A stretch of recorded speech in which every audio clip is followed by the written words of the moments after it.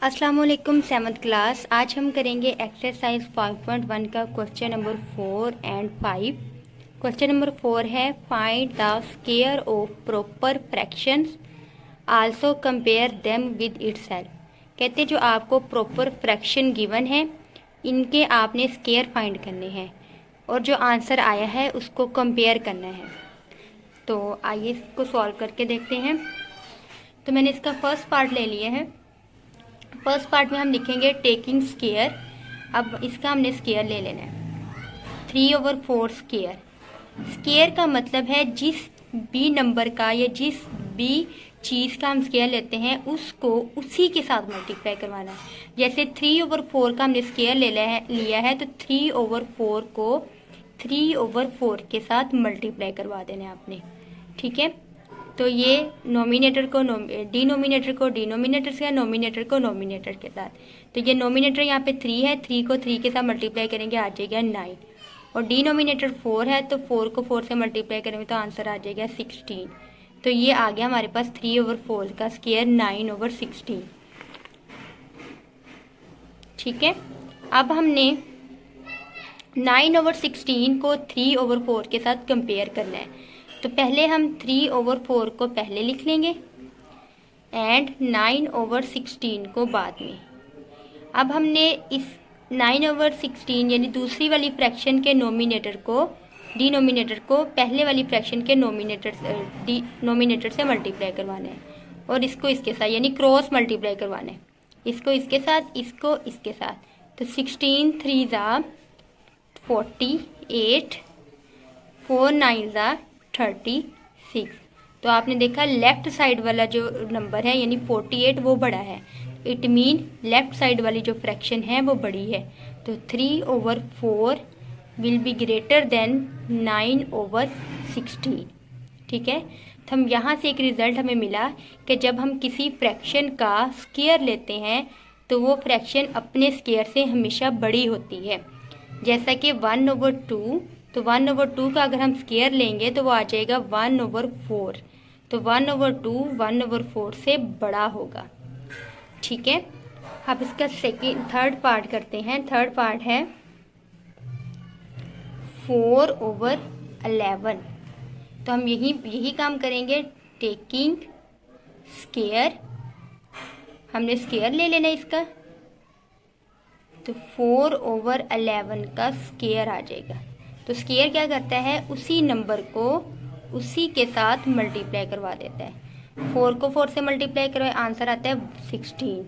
11 को 11 से मल्टीप्लाई करवाएंगे 121। तो ये 4/11 का स्क्वायर आ जाएगा।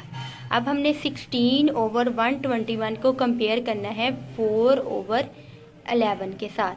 तो हम वही करेंगे कि 4/11 को पहले लिख लेंगे, 16/121 को बाद में। इसको इसके साथ और इसको इसके साथ। अच्छा जी, 121 को 4 के साथ मल्टीप्लाई करवाए तो आता है 484। 16 को 11 से मल्टीप्लाई करवाए तो हमारे पास आता है 176। इसको चेक कर लेते हैं, 176 आता है, यही आता है। अब आप देखिए 484 जो है वो ग्रेटर देन है 176 से। तो इट मीन ये वाली फ्रैक्शन जो है वो बड़ी होगी।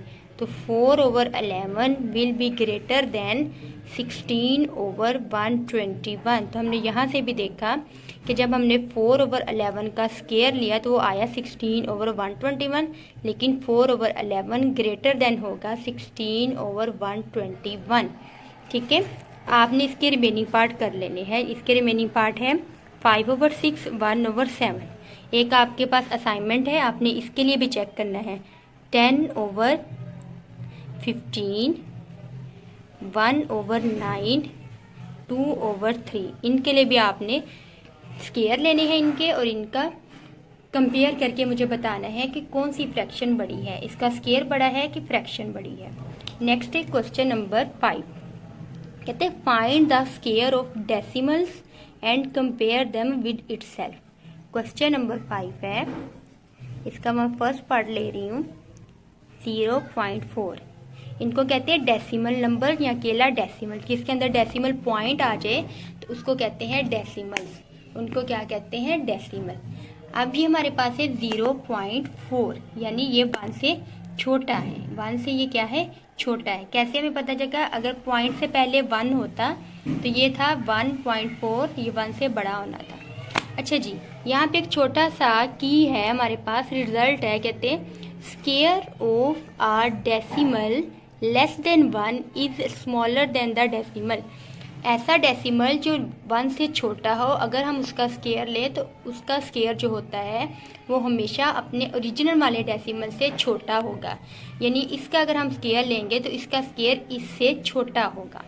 तो हम पहले वही वैसे ही काम करेंगे, टेकिंग स्क्वायर।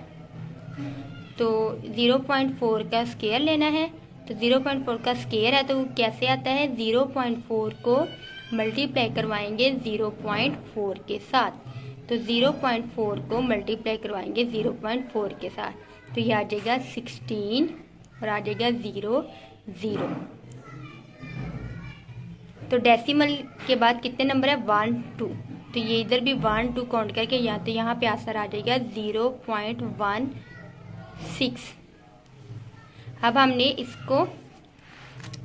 रिजल्ट पढ़ लिया है कि जो डेसिमल 1 से छोटा होता है उसका स्क्वायर उस डेसिमल से छोटा होता है। तो ये डेसिमल 1 से छोटा था तो इसका जो स्क्वायर है वो छोटा होगा 0.4 से। तो 0.4 हमेशा बड़ा होगा और उसका स्क्वायर छोटा होगा। नेक्स्ट हम इसका थर्ड पार्ट ले लेते हैं, 0.12। अब 0.12 का स्क्वायर लेंगे, ऊपर आप लिखेंगे टेकिंग स्क्वायर।